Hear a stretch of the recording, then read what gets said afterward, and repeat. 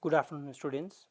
This video is for class 9 physics and the topic is linear momentum and Newton's second law of motion. Let us deal with the first one, linear momentum.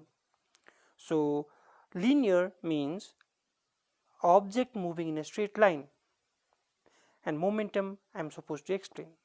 So, linear momentum means a body having a momentum while it is moving in a straight line. So, uh, I'm explaining what is momentum. That means whatever we are dealing now, we are just talking about the body moving in a straight line. So it is our common experience that if two bodies of different masses are moving, that means a big body and a small body is moving with the same velocity. For you can imagine a football and a small plastic ball moving towards you.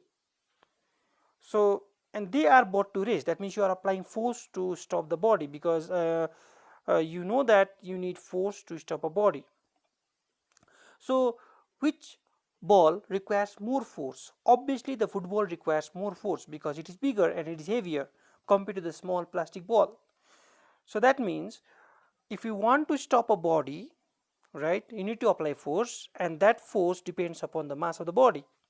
If the mass is more, if the body is heavier, then you need to apply more force. That is our common experience.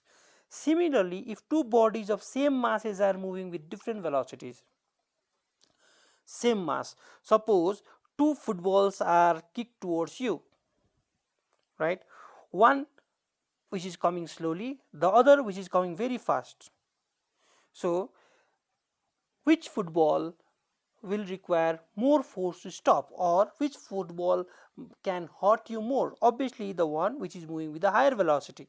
So here, to stop an object we need force, and that force is depending upon two factors. Number one, it depends upon the mass of the object. Number two, it is depending upon the velocity of the object, right?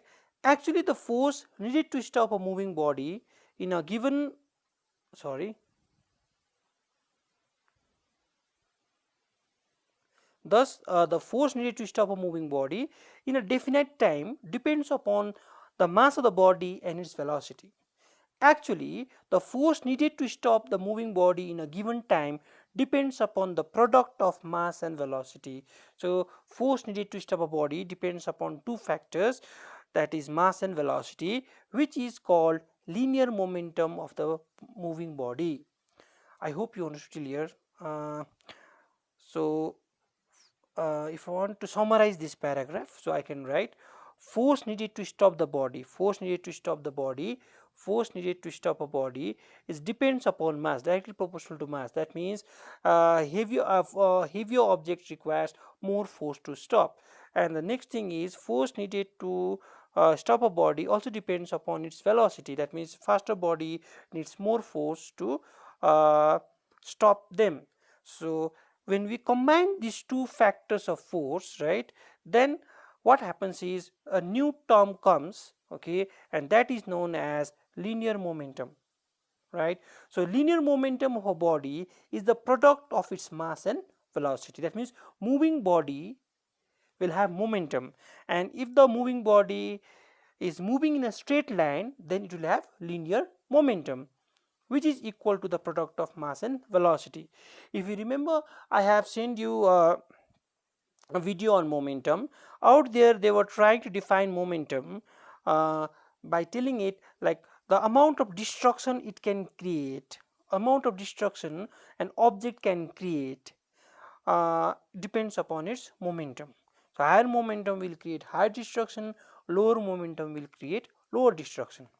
It is denoted by the symbol p, small letter p, and the formula of momentum here, and the formula of momentum is p equals to m into v, right? It is a vector quantity, it is a vector quantity. Now why does it become a vector quantity? It becomes vector quantity because mass is scalar but the velocity is vector. So that means momentum has direction. Let us consider an object, okay, let us consider an object here, right? Suppose it has mass m, okay, and when you apply force to this body, when you push the body, what happens? It starts moving with some velocity. Obviously this velocity will have direction, right, and this direction of velocity gives direction to the momentum also, right? The direction of the velocity gives direction to the momentum also. So it becomes a vector quantity.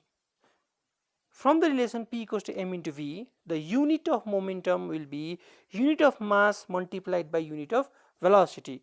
What is the unit of mass? It should be kilogram. And what is the unit of velocity? It is meter per second. So the SI unit of momentum is kilogram meter per second. It is kilogram meter per second. And the CGS unit is gram centimeter per second. I hope this much is clear, right? Now we can go to the next topic, which